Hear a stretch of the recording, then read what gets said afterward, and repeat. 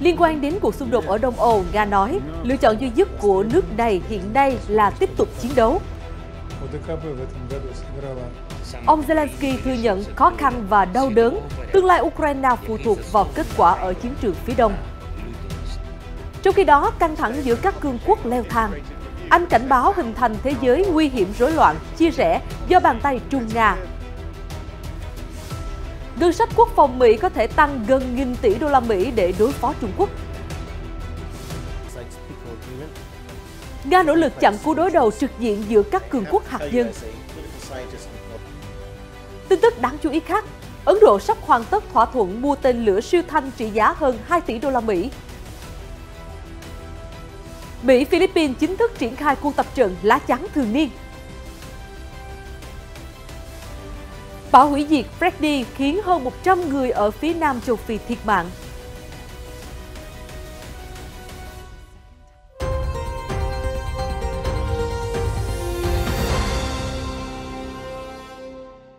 Mến chào quý vị đang đến với chương trình Thời sự quốc tế. Những diễn biến mới nhất liên quan đến cuộc xung đột Đông Âu cùng nhiều tin tức khác đáng chú ý trên thế giới sẽ được gửi đến quý vị ngay sau đây. Hôm 13 tháng 3, Nga đã nói về lựa chọn duy nhất của nước này đối với chiến dịch quân sự đặc biệt ở Ukraine. Cụ thể, theo trang RT, phát ngôn viên Điện Kremlin Dmitry Peskov nói rằng vẫn chưa xuất hiện các điều kiện tiên quyết để thúc đẩy tiến trình hòa bình ở Ukraine. Điều này cũng đồng nghĩa với việc Nga không còn lựa chọn nào khác ngoài tiếp tục chiến đấu. Chúng tôi vẫn và sẽ luôn ưu tiên đạt được các mục tiêu đã đặt ra. Tại thời điểm này, các mục tiêu đó chỉ có thể đạt được thông qua các biện pháp quân sự, ông Peskov nói với báo giới khi đưa ra bình luận về đề xuất xây dựng một kế hoạch giải quyết hòa bình cho khủng hoảng Ukraine của nhà ngoại giao Đức Insinger, người từng là chủ tịch Hội nghị an ninh Munich suốt hơn một thập niên. Trước đó, trong bài viết đăng trên tờ Der Tagesspiegel ngày 12 tháng 3, ông Insinger đã kêu gọi các nhà lãnh đạo phương Tây hãy bắt đầu nghĩ về một tiến trình hòa bình ngay bây giờ và thành lập một nhóm liên lạc chính trị đặc biệt cho cuộc xung đột Ukraine. Theo đó, nhà ngoại giao Đức lập luận rằng, ngoài việc cung cấp vũ khí và hỗ trợ tài chính, cần phải tạo ra một nhóm hòa giải và mời Mỹ, Đức, Anh và Pháp tham gia. Bên cạnh đó, cũng cần có sự giúp sức của các quốc gia và tổ chức quốc tế khác, bao gồm NATO. Nhiệm vụ của nhóm sẽ là chuẩn bị một thỏa thuận ngừng bắn và các thủ tục giấy tờ khác để tạo thành xương sống cho giai đoạn hậu xung đột. Ông Ischinger nhấn mạnh, sáng kiến mới này sẽ không gây áp lực đàm phán lên Ukraine. Nhà ngoại giao kỳ cựu người Đức cũng gợi ý một số câu hỏi mà nhóm sẽ tự vấn, bao gồm liệu Hội đồng Bảo an Liên Hợp Quốc có nên thông qua một thỏa thuận ngừng bắn tại Ukraine hay không, vùng đệm phi quân sự có được thiết lập một khi thỏa thuận này có hiệu lực hay không, và liệu người dân ở Crimea có nên tổ chức một cuộc trưng cầu dân ý để quyết định họ sẽ về với Nga hay Ukraine hay không. Ukraine trước đó từng tuyên bố việc Nga trả lại đầy đủ các vùng lãnh thổ thuộc Ukraine là điều kiện tiên quyết cho các cuộc đàm phán hòa bình. Hội đồng An ninh Quốc gia của nước này cũng cấm đàm phán với Nga chừng nào Tổng thống Vladimir Putin còn tại vị. Trong khi đó, Moscow lập luận rằng chính phủ Ukraine đã ngăn cản các cuộc đàm phán hòa bình và Kiev đã áp dụng lập trường của mình dựa trên mệnh lệnh từ Mỹ nhằm gây ra một thất bại chiến lược đối với Nga. Cũng trong ngày 13 tháng 3, Tổng thống Ukraine Volodymyr Zelensky nhấn mạnh tương lai của Ukraine sẽ phụ thuộc vào kết quả các trận chiến ở miền Đông. Theo Reuters, trong bài phát biểu hàng ngày, nhà lãnh đạo thừa nhận tình hình ở mặt trận phía Đông rất khó khăn và rất đau đớn. Ukraine phải tiêu diệt sức mạnh quân sự của kẻ thù. Chúng ta sẽ làm được điều đó. Ông Zelensky nói tiếp, Bilohorivka và Marinka, Avdiivka, Bakhmut, Volodya và Kamianka là những nơi đang định đoạt tương lai của Kiev. Ở những nơi này, người Ukraine đang đấu tranh vì tương lai của mình. Hiện Bakhmut vẫn là tâm điểm giao tranh, cả Nga và Ukraine đều xác nhận giao chiến diễn ra không ngừng trong và xung quanh thành phố nhỏ đổ nát này. Moscow nói rằng việc kiểm soát được thành phố này sẽ tạo ra thành công lớn, từ đây mở đường để quân đội giành lấy phần còn lại của Donetsk. Cuộc chiến kéo dài nhiều tháng ở Bakhmut đã trở thành trận chiến trên bộ đẫm máu nhất ở châu Âu kể từ Thế chiến II. Theo CNN đưa tin, nhà lãnh đạo Ramzan Kadyrov trong chuyến thăm Điện Kremlin đã nhắc lại tuyên bố ủng hộ Nga rằng các chiến binh Chechnya đang tham chiến tại Ukraine sẽ cùng Moscow đạt được chiến thắng cuối cùng. Nhờ sự hỗ trợ của ngài, các binh sĩ thuộc Cộng hòa Chechnya đã và đang làm rất tốt nhiệm vụ của mình, ông Kadyrov nói với Tổng thống Nga Vladimir Putin. Bên cạnh đó, theo ông Kadyrov, các chiến binh của Cộng hòa Chechnya đang có những bước tiến đáng kể trong khu vực hoạt động quân sự đặc biệt.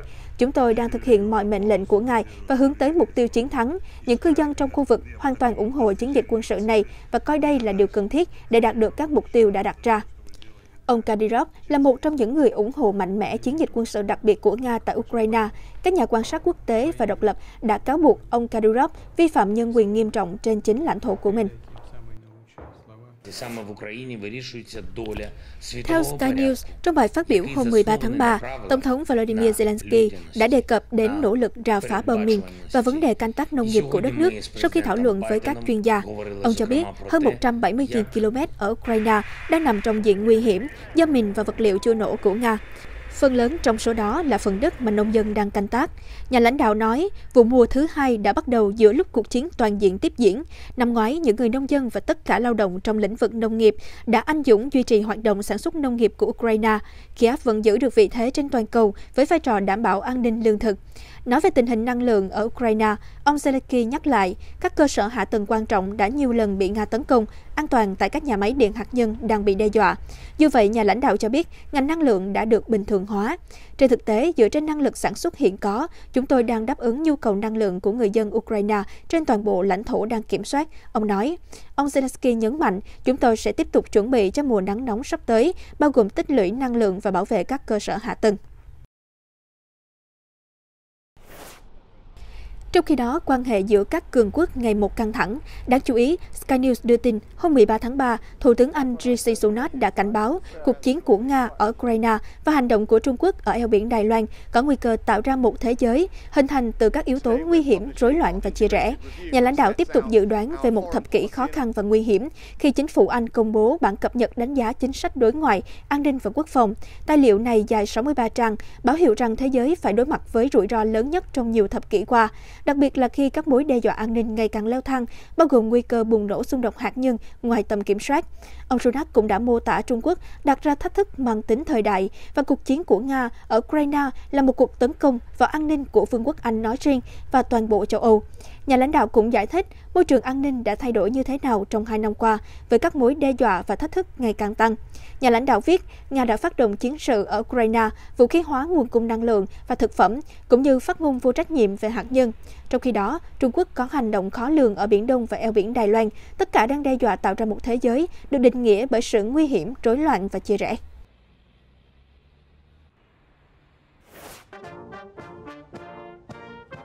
Hôm 13 tháng 3, các nhà lãnh đạo Mỹ, Anh, Úc đã tiết lộ chi tiết kế hoạch cấp cho Canberra các tàu ngầm chạy bằng năng lượng hạt nhân. Theo Reuters, đây là một bước quan trọng để kiềm chế sức ảnh hưởng của Trung Quốc ở Ấn Độ Dương-Thái Bình Dương.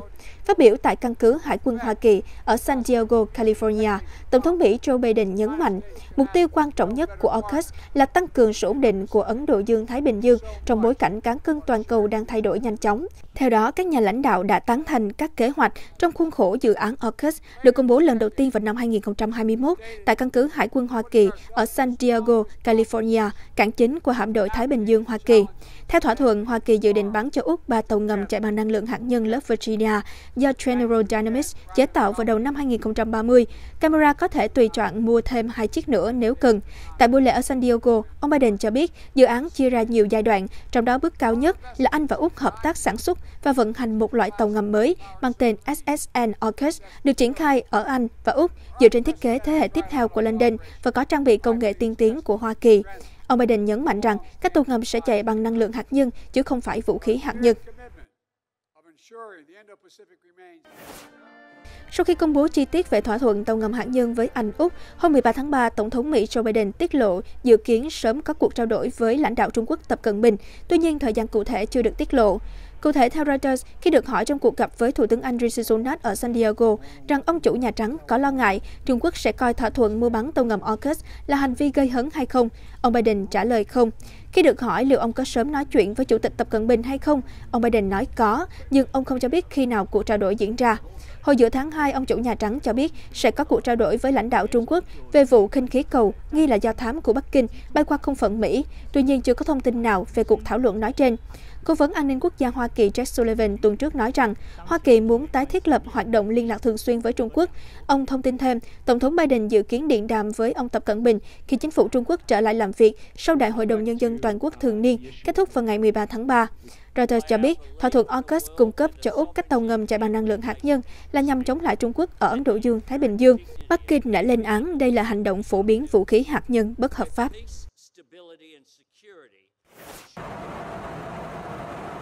Trước những mối đe dọa an ninh toàn cầu ngày càng lớn, Lầu Năm Góc đã nêu dự định triển khai các tên lửa tiên tiến, hệ thống phòng thủ không gian và máy bay phản lực hiện đại trong nỗ lực tăng cường năng lực phòng vệ ở mức cao nhất trong nhiều thập kỷ. Theo Sky News, Bộ Quốc phòng Mỹ đang yêu cầu Quốc hội cấp 842 tỷ đô la Mỹ cho năm ngân sách 2024. Đây là đề xuất lớn nhất kể từ đỉnh điểm cuộc chiến Iraq và Afghanistan vào giữa những năm 2000. Khoản tiền trên dự kiến được dùng để đáp ứng tình hình chi phí vũ khí và linh kiện tăng cao, đồng thời đầu tư để lấp các lỗ hổng trong hệ thống phòng thủ của Mỹ. Hoa Kỳ cũng cần tăng cường đối phó với kho vũ khí hạt nhân đang phát triển nhanh chóng của Trung Quốc. Bên cạnh đó, những bước tiến trong không gian và năng lực sở hữu vũ khí siêu thanh của Bắc Kinh cũng là yếu tố khiến Washington phải căng não đề phòng. Giám đốc tài chính của Lầu Năm Góc Michael McCoy cho biết, lộ trình chi tiêu sẽ đưa ngân sách hàng năm của quân đội Mỹ vượt ngưỡng 1.000 tỷ đô la Mỹ chỉ trong vài năm. Con số này có vẻ cao, nhưng trên thực tế nó chỉ chiếm khoảng 3% tổng sản phẩm quốc nội của đất nước. Ông McCoy đưa ra một phép đối sánh. Trong Thế chiến II, Mỹ đã chi khoảng 1/3 GDP cho quốc phòng. Yêu cầu ngân sách nói trên là một phần trong đề xuất chi tiêu tổng thể trị giá 6,8 nghìn tỷ đô la do Tổng thống Hoa Kỳ Joe Biden đưa ra vào tuần trước mà đảng Cộng hòa cho biết sẽ phản đối. Ông Alexei Drobunin, giám đốc bộ phận hoạch định chính sách đối ngoại tại Bộ Ngoại giao Nga cho biết, Moscow đang đặt mục tiêu ngoại giao hướng đến ngăn chặn cuộc đối đầu trực diện giữa các cường quốc hạt nhân, theo TASS đưa tin hôm 13 tháng 3. Cụ thể, ông Drobunin nói, nỗ lực ngoại giao ở giai đoạn hiện nay cần đảm bảo yêu cầu ngăn chặn cuộc đụng độ trực diện giữa các cường quốc hạt nhân. Hiện nguy cơ xảy ra cuộc khủng hoảng nói trên đang tăng đáng kể do những hành động liều lĩnh của đối thủ chúng ta. Theo vị quan chức, phương Tây đang phá hủy cơ chế an ninh tập thể đã phát triển trong thế kỷ 20. Ông nói, hành vi ngạo mạn và phá hoại của phương Tây đã khiến Tổ chức An ninh và Hợp tác châu Âu rơi vào bế tắc sâu sắc, đồng thời làm suy yếu hệ thống các hiệp ước kiểm soát vũ khí. Họ tạo ra các điểm nóng mới và nhìn chung làm gia tăng đáng kể mối đe dọa đối với an ninh toàn cầu. Ông Drobunin cũng lưu ý đến việc Mỹ và đồng minh gia tăng chi tiêu quân sự, cũng như hỗ trợ quân sự cho Ukraine, cùng với đó là việc Đức và Nhật Bản tái quân sự hóa nhanh chóng. Thẳng thắn mà nói, cuộc khủng hoảng Ukraine và những gì xảy ra trước đó chứng minh rõ ràng rằng phương Tây không sẵn sàng hợp tác xây dựng hệ thống an ninh tập thể. Việc xây dựng cấu trúc an ninh ổn định hơn chỉ có thể diễn ra nếu Mỹ và các đồng minh không đặt cược và quyết tâm đạt được sự thống trị bằng vũ lực, ông nói. Quan chức Nga nhấn mạnh, phương Tây cần nhận ra rằng họ không có lựa chọn nào khác ngoài chung sống hòa bình với các nước khác, bao gồm Nga, Trung Quốc, Iran và Bắc Triều Tiên. Dù ông thừa nhận sẽ không dễ đạt được điều này, cho đến nay, hoàn cảnh địa chính trị không tạo được điều kiện thuận lợi để xúc tiến nỗ lực đó. Cùng đối trọng với phương Tây, Trung Nga đang xích lại gần nhau. Hôm 13 tháng 3, TASS cho biết, Bộ trưởng Quốc phòng Nga Sergei Shoigu đã gửi điện chúc mừng tân Bộ trưởng Quốc phòng Trung Quốc Lý Thượng Phúc. Trong đó, ông Shoigu bày tỏ tin tưởng ông Lý Thượng Phúc sẽ góp phần phát triển quan hệ đối tác toàn diện và cam kết chiến lược giữa hai nước trong lĩnh vực quân sự và hợp tác kỹ thuật. Ngoài ra, vị Bộ trưởng cũng cảm ơn cựu Bộ trưởng Quốc phòng Trung Quốc Ngụy Phượng Hòa. Theo ông Shoigu, với sự đóng góp của ông Ngụy, quan hệ hợp tác quân sự Trung-Nga đã đạt được mức độ tin cậy lẫn nhau. Ông nói thêm, đây là một trong những yếu tố chính ngăn cản các hoạt động gây hấn của Mỹ và đồng minh ở châu Á-Thái Bình Dương.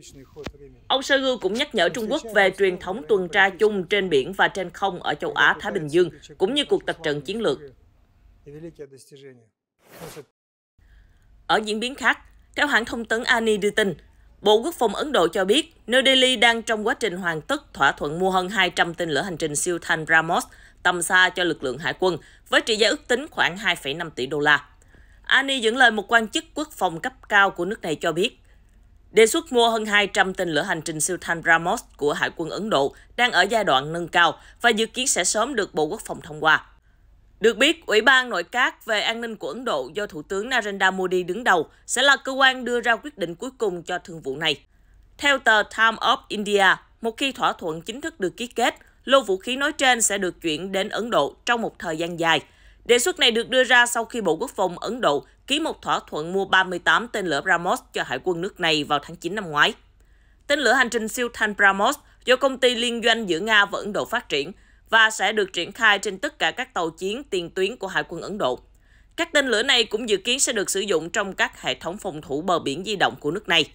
Theo truyền thông Ấn Độ, tên lửa BrahMos đã được cải tiến liên tục trong suốt 20 năm qua. Phiên bản nâng cấp hiện nay có thể tấn công mục tiêu cách xa khoảng 400 km và các thử nghiệm nâng cao tầm bắn vẫn đang được tiến hành. Bên cạnh đó, khí tài này có khả năng di chuyển với tốc độ 2,8 Mach, gần gấp 3 lần tốc độ âm thanh và sẽ được triển khai nhằm tấn công chính xác vào các mục tiêu có giá trị cao như tàu chiến, trung tâm chỉ huy và port trên đất liền. Trước đó, vào ngày 5 tháng 3, Hải quân Ấn Độ đã thử nghiệm thành công phiên bản phóng từ tàu nổi của tên lửa siêu thanh BrahMos trên biển Arab. Qua đó, củng cố cam kết của lực lượng hải quân về khả năng Ấn Độ tự lực trong phòng thủ, một cụm từ phổ biến trong chính phủ của Thủ tướng Modi.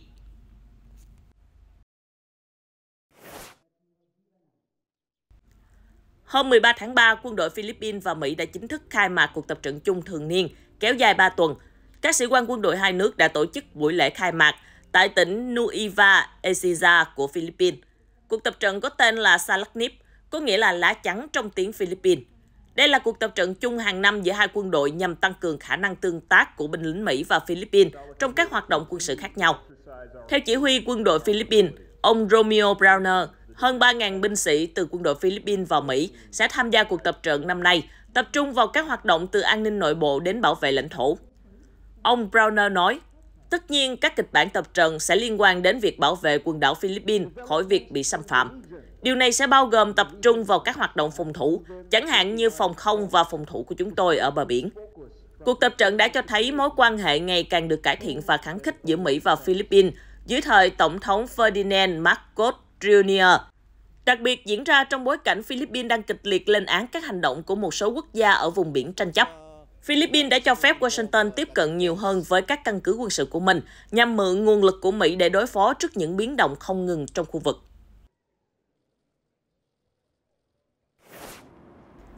Chính phủ Hàn Quốc ngày 13 tháng 3 cho rằng Triều Tiên nên nhận ra họ không thể đạt được bất kỳ lợi ích thông qua leo thang căng thẳng ở khu vực. Thông báo của Seoul đưa ra sau khi Bình Nhưỡng phóng thử 2 tên lửa hành trình chiến lược từ tàu ngầm ngay trước khi Mỹ và Hàn Quốc bắt đầu đợt tập trận chung. Thông tấn xã Trung ương Triều Tiên KCNA khẳng định, vụ phóng tên lửa từ tàu ngầm ngày 12 tháng 3 nhằm chứng minh Bình Nhưỡng quyết tâm kiểm soát tình hình khu vực khi Mỹ-Hàn Quốc đang ngày càng thể hiện lộ liễu mục đích tập trận quân sự để chống lại Triều Tiên. Đây KCNA nhấn mạnh. Sau vụ phóng, Hội đồng Tham mưu trưởng Liên quân Hàn Quốc cho biết đang cảnh giác cao độ và cộng đồng tình báo nước này đang làm việc chặt chẽ với phía Mỹ để phân tích chi tiết cuộc thử nghiệm tên lửa của Bình Nhưỡng. Hàn Quốc nói thêm, không phải mọi thứ Bình Nhưỡng tuyên bố về vụ phóng đều chính xác. Trong khi đó, cuộc tập trận lá chắn tự do của binh sĩ Mỹ-Hàn dự kiến kéo dài 11 ngày, bắt đầu từ thứ Hai ngày 13 tháng 3. Quy mô tập trận lần này là lớn nhất kể từ năm 2017, bao gồm nhiều nội dung diễn tập trên thực địa, kể cả tấn công đổ bộ, nhằm nâng cao năng lực hiệp đồng tác chiến của quân đội hai nước. Chuyển sang tin tức liên quan đến thiên tai. Reuters đưa tin hôm 13 tháng 3, các quốc gia ở miền Nam châu Phi là Mozambique và Malawi đã tiến hành thống kê thiệt hại sau cơn bão hủy diệt Freddy, khiến cho hơn 100 người thiệt mạng và nhiều người khác bị thương. Hôm 13 tháng 3, công tác tìm kiếm nạn nhân vẫn tiếp diễn ở thành phố Pentai của Malawi sau khi bão nhiệt đới Freddy can quét khu vực này lần thứ 2 trong 1 tháng. Một nhân viên cứu hộ chia sẻ, cho đến nay chúng tôi đã tìm thấy 30 thi thể và vẫn đang tiếp tục tìm kiếm các nạn nhân. Theo tổ chức Bác sĩ Không Biên Giới, ít nhất là 60 người thiệt mạng đã được đưa đến bệnh viện trung tâm ở Pentai, 200 người khác bị thương đang được điều trị. Những nạn nhân sống sót cho biết họ cảm nhận được nỗi khổ đau tột cùng của mất mát. Freddy là một trong những cơn bão mạnh nhất từng được ghi nhận ở Nam bán cầu. Theo Tổ chức Khí tượng Thế giới, đây có thể là cơn bão nhiệt đới kéo dài nhất từ trước đến nay. Nó đã càn quét Mozambique vào ngày 11 tháng 3 trước khi hướng tới Malawi với những trận mưa xối xả gây ra lở đất. Tổng số người thiệt mạng do bão Freddy ở Mozambique, Malawi và Madagascar kể từ lần đầu tiên đổ bộ vào tháng trước là khoảng 136 người. Cảnh báo các bệnh do nguồn nước cũng như bùng phát dịch tả đã được đưa ra. Khoảng 200 cư dân ở cộng đồng Bazaro, sống ven biển miền trung California, Mỹ, đã được đưa đến nơi trú ẩn an toàn tại một trung tâm sơ tán ở Watsonville vào hôm 13 tháng 3, sau khi một con đê bị vỡ khiến cho các khu dân cư ngập trong nước lũ. Pedro Rancho, 42 tuổi, cho biết ông đã trở lại khu phố của mình vào hôm 13 tháng 3 để kiểm tra nhà cửa sau khi gấp rút sơ tán vào cuối tuần qua. Ông cho biết toàn bộ đường phố vẫn còn mênh mông nước, có những nơi ngập rất sâu. Chúng tôi đã mất tất cả, thật khó để bù đắp nỗi mất mát này. Ông Franco buồn rầu chia sẻ. Theo Reuters, California đang quay cuồng với hàng loạt cơn bão mùa đông kéo dài 1 tháng. Tiểu bang này cũng đón một đợt mưa, gió và tuyết khác vào hôm 13 tháng 3.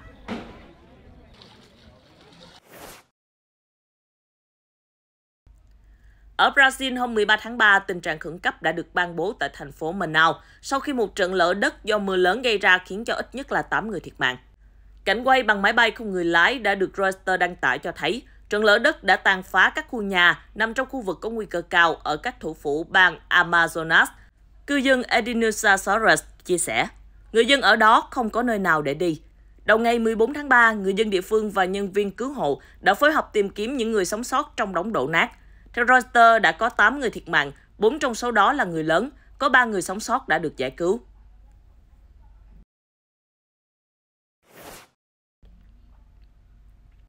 Vừa qua, các hành khách đi tàu điện ngầm trên khắp thành phố Dubai của các tiểu vương quốc Ả Rập Thống Nhất UAE đã được chào đón bằng âm nhạc khi ra khỏi trạm dừng.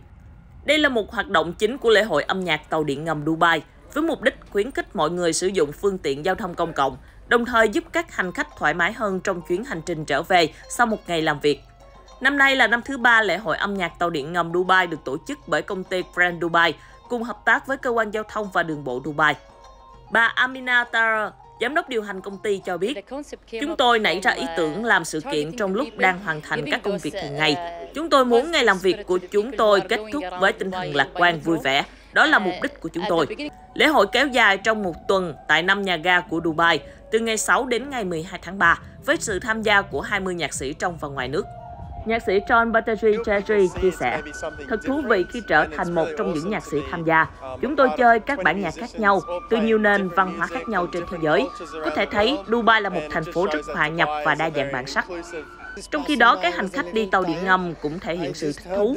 Một cư dân tên là Abdul Wadi Bangura nói, khi đi ngang qua và nghe những giai điệu, tôi cảm thấy rất dễ chịu và thư thái. Thật tuyệt vời. Tin tức vừa rồi cũng đã kết thúc bản tin ngày hôm nay. Cảm ơn quý vị khán giả đã quan tâm theo dõi. Xin chào tạm biệt và hẹn gặp lại trong các chương trình sau.